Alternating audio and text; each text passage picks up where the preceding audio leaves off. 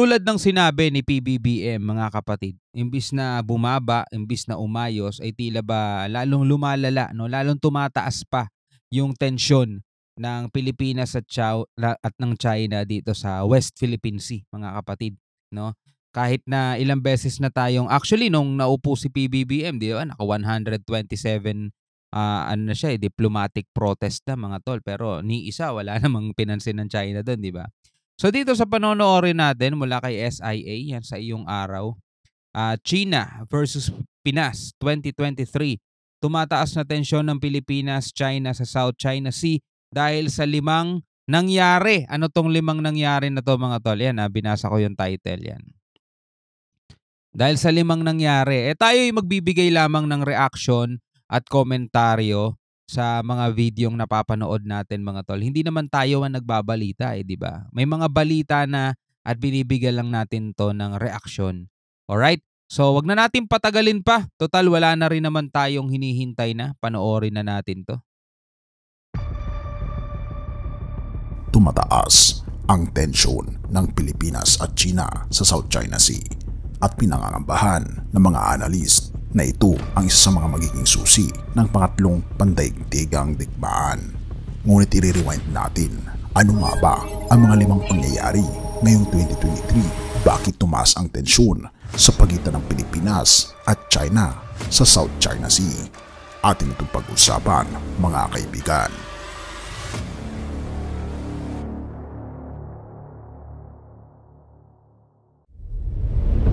Tumaas nga ang tensyon sa pagitan ng Pilipinas at China sa South China Sea. At ito nga ang 5 pangyayari ngayong 2023 kung bakit tumaas ang tensyon sa pagitan ng dalawang bansa. Mula sa pag-flash ng laser hanggang sa mga banggaan at water cannons, naging 1 taon ng mas maraming insidente sa lumalabas na alitan sa pagitan ng China at Pilipinas sa West Philippine Sea. Isa sa pinakamahalagang ruta ng kalakalan sa buong mundo at isang potensyal na pandaigdigang kahon ng kahoy. Ito rin ay ayon sa ulat ng Washington Post. Actually, nagsimula tong mga balitang pinapanood natin na to mula nung dun sa laser nila, no? Doon nagsimula yan tapos sunod-sunod na yung mga naging balita kasi tumugon ang ating gobyerno dyan. Unlike siguro dati kung nangyari yan, wala, hindi papansin ng gobyerno yan. Tapos wala. Tuloy ang buhay, di ba? Todo pa nga pagtatanggol ni Harry Roque dyan na talagang ano lang daw yun, laser pointer lang daw yun, di ba? Sabing gano'n ni Harry Roque. Well, tuloy natin to mga tol. Matapos ang isang banggaan noong weekend sa pagitan ng mga barkong Chino at Pilipino at ang paggamit ng water cannons ng 12 beses, kinondena ng Pilipinas noong Lunes ang tinatawag nitong seryosong pag-escalate ng agresyon ng China. Mayroong Mutual Defense Treaty ang Pilipinas sa Estados Unidos. Tunay na nagpapakita ito ng pagnanais sa kanilang bahagi na palakihin ang sitwasyon. Ito'y ayon kay Jonathan Malaya, tagapagsalita ng National Task Force ng Pilipinas sa West Philippine Sea. Sinabi naman ni Kan Yu, tagapagsalita ng Coast Guard ng China noong Linggo na ang kanilang mga operasyon ay profesional, standard, lehitimo at legal. At ang banggaang iyon ay sadyang idinulot daw ng Pilipinas. Ang alitan ay bahagi ng magkasunod na pag-aangkin ng teritoryo ng China sa iba't ibang bansa sa paligid ng South China Sea. Kabilang na dito ang Indonesia, Malaysia at Vietnam. Minimilitar ng China ang isla sa lugar upang suportahan ang kanilang mga reklamo. Indonesia, Malaysia, Vietnam mga tol. Yung mga yan, pumapalag yan. Pumapalag yung mga yan. Kaya nga tingnan nyo, dito sa Pilipinas talaga sila naggigigil di ba? Kasi tayo, napagtitirpan nila Nagagawa nila yung gusto nila nang hindi pumapalag di ba? Yung mga bansang kanina, mas maliliit na bansa pa sa atin, pumapalag yung mga yun. Noong 2016, isang international tribunal ng arbitration ay nagdesisyon sa pabor ng Pilipinas, isang desisyong iniwasan ng China. Narito ang 5 pangyayari ngayong taon na naglalarawan ng patuloy na pagtaas ng tensyon sa West Philippine Sea. Noong Pebrero lamang, 2023, ang China ay nag-flash ng laser. Ito isang military-grade laser sa isang barko ng Coast Guard ng Pilipinas na malapit sa Second Thomas Shoal at pansamantalang nagbulag-bulagan sa kanyang tripulasyon ayon sa kwento ng Pilipinas. Kitang-kita yung video, di ba? Kitang niyo yung video, di ba? Malayo yung Coast Guard na yan, malayo yung barko na yan. Kitang-kita mo naman, Kitang-kita yung kabuuan ng barko, ibig sabihin malayo yan, di ba? Pero tignan niyo yung laki ng ilaw. Oh, laki ng ilaw. Yung mga ilaw na nandirito, yan yung mga ilaw na nandiyan dyan. Laki ng ilaw. Sa tingin mo ba ito gagamit sila ng ganito kaliit na ilaw? Hindi. Hindi makikita yan eh. Pero etong laser, naniniwala ba kayo sinasabi ng ibang mga pro-China na ano lang daw yan, laser pointer? Sabi nga ganun ni Harry Roque. Ako man, merong ganyan. Ginagamit ko sa aking pagtuturo. Malamang marami sa inyo nakahawak na ng ganong laser mga tol. Yung laser na maliit lang, yung parang ballpen lang. Tapos mga bata kami dati, may mga nabibiling ganon sa tindahan ng mga laruan. Pinaglalaroan namin yung mga ganong laser eh. So parang ganon lang daw yan, no? Hindi daw yan yung tipong military grade. Kitang-kita naman eh, oh. Kitang-kita naman eh, no? Yung pagsisinungaling nila, kung paniniwalaan mo at ipagtatanggol mo di sinungaling ka rin, di ba? At pansamantalang nagbulag-bulagan sa kanyang tripulasyon ayon sa kwento ng Pilipinas. Karaniwang itinuturing na mapanirang gawain ang isang laser attack dahil maaari itong sumunod sa pagsunod sa isang target. Nangyari ang insidente mga isang buwan pagkatapos ng iniuugma sa simula bilang isang matagumpay na pagbisita ni Pangulong Ferdinand Marcos Jr. sa Beijing. Inuulat ng mga analyst ang pangyayari bilang isang pagpapago sa patakaran ng Pilipinas matapos ang mga taon ng mas tahimik na pag-approach. Inatasan mismo ng Pangulo ang embahada ng China, isang hindi pangkaraniwang kilos dahil karaniwang ang kagawaran ng ugnayang panlabas ang nag-o-oversight sa gayong mga pagtatawag. At pagkatapos ng Pebrero, aktibong inidokumento ng Pilipinas at inilabas sa publiko ang mga aksyon ng China na nakakuha ng suporta mula sa ibang mga bansa. At nito lamang Marso at inulit pa ngayong Disyembre, ang China ay nag-swarm. Ang swarming o ang pagpapadala ng flotilla ng mga sasakyang pandagat upang mang-akit o mangbigla ng isang target ay isang sikat na galaw na ginagamit ng China upang ipakita ang kanilang presensya. Nagpapadala ang China ng isang kombinasyon ng Coast Guard, Navy at militia vessels upang paligiran ang isang lugar o hadlagan at putulin ang mga sasakyang target. Ang kanilang maritime militia ay isang puwersa ng mga sasakyang pangisda na nagtatrabaho sa tulong ng Estado. Isa sa unang mga swarm na naitala ngayong taon ay noong Marso nang magtipon ang mahigit na 40 na sasakyang Chino sa paligid ng Tito Island. Sa kayang pamamaraan na yan mga tol ay pagpapakita ng isang bansa na itong mga lugar na to ay amin. Kaya maglalagay kami dyan, magpoposte kami ng aming mga barko. Amin yan eh. Yun yung isa sa mga ibig sabihin mga tol ng ginagawang ganyan ng China mga tol. Hindi yan yung tipong basta magpapadala lang sila ng barko. Hindi, ipinapamukha nila mga tol. Sinasampal nila sa Pilipinas na itong lugar na to amin to. Kaya nagpapadala sila ng ganyan. Kaya nga yung sinasabi ni Ray Powell, parang malapit na yun eh, di ba? Parang ano na yun eh, naka-invasion mode sila dyan eh. Kasi ano yan, hindi mo teritoryo pero padadalhan mo ng napakaraming bantay o napakaraming barko dyan, di ba?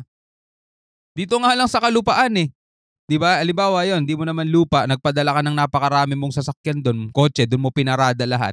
Baka magalit sa iyo yung may-ari doon, di ba? Ba't nandito nakaparada yung mga sasakyan mo, di ba? So ganyan ang ginagawa ng China mga tol. Sinasabi nila, amin to. So kung ano gusto namin gawin dito, padala kami ng 10, 15 o 100 mga barko, wala kayong magagawa, amin yan eh. Di ba? Ganun ang ginagawa ng China. Nakilala sa mga Pilipino bilang Pag-asa kung saan matatagpuan ang isang civilian settlement. Noong December 3, inilabas ng Philippine Coast Guard ang video ng 135 na sasakyang Chino na nag-swarm sa Whitsun Reef na kilala sa ating lokal bilang Julian Felipe. Ang swarming ay nasa core ng aggressive, coercive behavior. Sabi rin ito ni Victor Andres Manhit, presidente ng Manila-based think tank na Stratbis Albert del Rosario Institute. Ayon sa kanya, ang lahat ng iba pang aksyon ay napapabilang sa kanilang kakayahan na mag-swarm at mang-api ng kanilang target. Noong Agosto, ang China ay gumamit ng water cannons. Ang unang naitalang paggamit ng China ng water cannon laban sa isang barkong Pilipino ngayong taon ay nangyari nitong Agosto. Ang barko ay nagbibigay ng supply sa mga marinang Pilipinas patungo sa Sierra Madre, isang pampang na ginawang outpost sa isang kinakalawang na barko na itinanim sa Second Thomas Shoal upang suportahan ang reklamo ng Pilipinas. Tinawagan ng kagawaran whenever na nakikita ko itong ating, BRP Sierra Madre, nakikita ko yung abang kalagayan talaga ng ating bansa 'no. Nakikita ko mga tol at na parang mas lalo kong naiintindihan kung bakit hindi tayo pumapalag sa China. Kung bakit puro lang tayo salita na hindi namin ipamimigay 'to, ang, West Philippine Sea ay sa Pilipinas, kung bakit puro gano'n lang tayo mga tol. Pero 'pag nandiya-diyan na sila, urong naman tayo lagi, 'di ba? Tayo yung atras palagi. Nakikita natin mga tol, naiintindihan natin kasi tignan mo nga 'to 'no, hindi nga natin mapagkalooban yung mga sundalo ng maayos na outpost. Hindi nga natin sila mapagawan ng matibay o permanenteng structure, 'di ba? Paano pa kaya dun sa mga barko? Paano pa kaya dun sa mga asset? 'Di ba? Paano pa natin sila mabibigyan ng kanilang magagamit para lumaban at ipagtanggol yung ating bansa, ating soberanya? Kung yung simpleng outpost nga, mga tol, hindi natin maibigay sa kanila. O tingnan nyo to, 1999 ipinasadsad itong BRP Sierra Madre. Siguro maganda pa to noon noong mga panahon na yan. Umaandar kaya nga naisadsad dyan eh. Tapos ayun, dyan na nabulok. Kung titingnan mo yan, kung babalikan mo, tingnan mo yung tsura oh. Oh, di ba? O tingnan mo yung tsura. Di ba? Paano natin mga tol mapoprotektahan ng ating soberanya tulad ng palagian nating naririnig na handa ang ating mga sundalo na depensahan. Depensahan mga tol ha. Pag sinabing depensahan, alam nyo na naiintindihan nyo na meaning ng depensa. Pag sinabing protektahan, naiintindihan nyo na rin kung anong ibig sabihin nun. Kapag may gustong mga pumasok, di ba, dedepensahan mo, hindi ka papayag na pumasok sila, paaalisin mo talaga, palalayasin mo talaga. Hindi ganun ang nangyayari mga tol. Tayo pinapaalis, tayo napapalayas, tayo umaatras.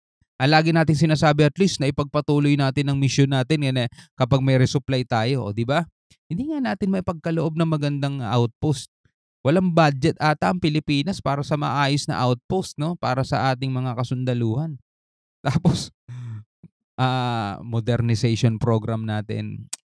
Pero kailangan pa rin natin panghawakan, kailangan pa rin nating maniwalang kakayanin natin yan. Tuloy na natin to mga tol. Wala ng ugnayang panlabas ng Pilipinas ang isang emergency hotline na itinatag noong biyahe ni President Marcos sa Beijing. Pagkatapos itong nangyari ay hindi sumagot ang China sa 6 na oras. Ito lamang ang pangalawang kilalang pagkabit ng water cannon sa West Philippine Sea at mahalaga dahil ito'y naitala sa harap ng liwanag ng araw at may maraming views, sabi pa ni J. Batumbakal, isang eksperto sa maritime noong Agosto. Sa panahong iyon, agad na itinanggi ng mga tagapagsalita ng pro-China ang pangyayari at sabi nila na ito raw ay hindi nakakamatay. Ang totoo, ang mataas na presyo ay potensyal na maaring magpabagsak ng nasabing kahoy na barko, sabi ni Batumbakal.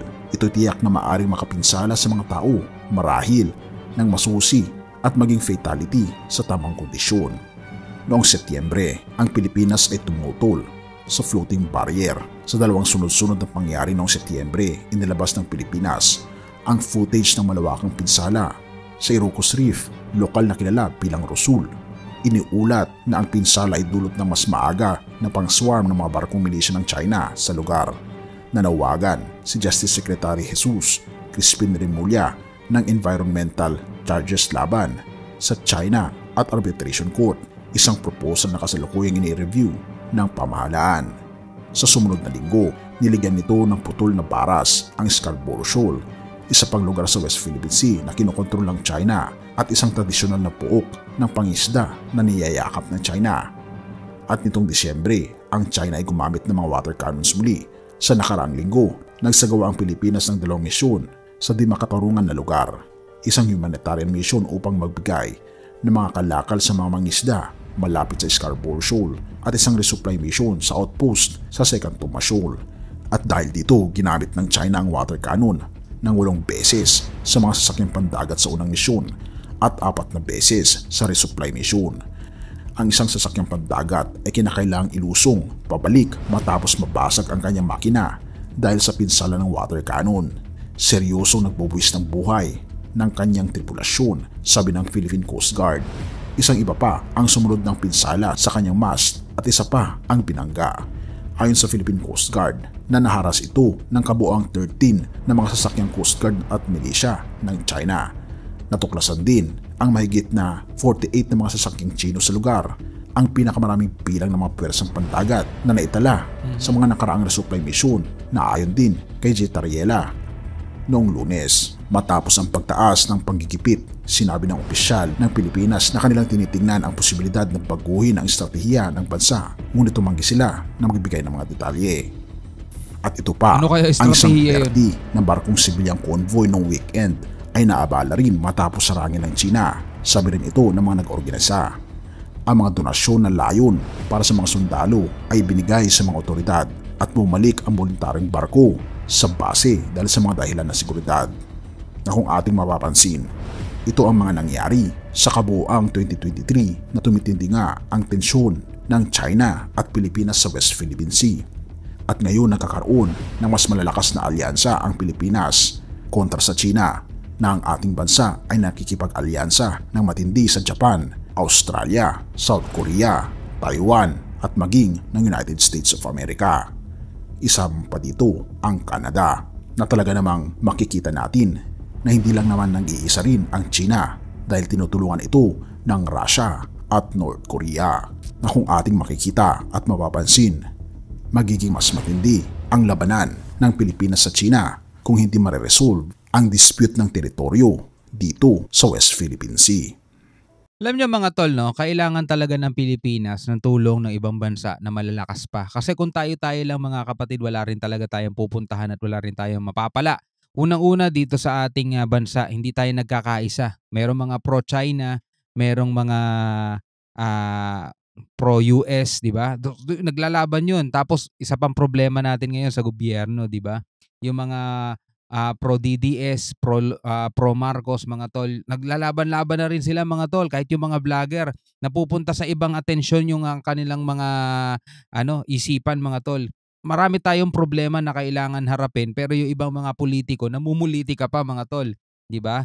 Tapos yung ibang mga tao rito na ini-interview mga tol, na kitang-kita naman sa itsura pa lang at saka sa apelyido nila, hindi naman talaga sila Pilipino, 'di ba? Nagsasalita sila kontra sa ginagawa ng PCG laban sa China, 'di ba? Pinagtatanggol nila China at marami ding mga Pilipino ang naniniwala sa kanila mga tol. 'Yun ang nakakalungkot isipin, no. Kaya ito, no, dito sa pamamagitan ng mga reaction natin, sa pamamagitan ng ating mga ginagawang commentary, kahit papaano, no, nakakapag-ambag tayo na mabawasan yung mga Pinoy, mga Pilipino na napapaniwala ng mga propaganda ng mga pro-China mga tol. Kailangan ninyo maging vigilant mga tol, no? Ang ipagtanggol ninyo yung ating bansa, hindi yung ibang bansa, 'di ba? Pilipino kayo eh, dapat nasa Pilipinas ang ano ninyo eh. Ang inyong suporta dapat. Ano ba pinaglalaban natin, 'di ba? Para naman 'to sa kapakinabangan natin mga tol, eh. Hindi naman 'to para sa kapakinabangan ng ibang lahi eh, 'di ba? Sino ba makikinabang diyan? Tayo din naman, yung mga susunod na henerasyon. So sana talaga yung ginagawa ng ating gobyerno ngayon ay ipagpatuloy kung sino man ang susunod sa kanya bilang presidente. Kasi alam naman natin hindi matatapos ni PBBM yan sa kanyang termino, kasi hindi lang naman ito yung hinaharap niya mga suliranin at problema. Arami pa dito sa loob ng ating bansa. So hindi niya kaya talagang tapusin yan ng 6 na taon, 'di ba? 6 na taon lang, hindi niya kayang tapusin yan. Kung susunod na presidente natin magiging best friend ulit ng China, so wala na, tapos na 'yang usapan na 'yan mga tol. Balik na ulit tayo dun sa dating gawi mga tol. Wala na tayong mababalitaan diyan. So bahala na kayo kung sino pipiliin yung mamumuno ulit sa atin pagdating ng panahon. Anyway, maraming salamat mga kapatid sa inyong panonood. Hanggang sa muli, ako nga pala si Shobal D. Peace out.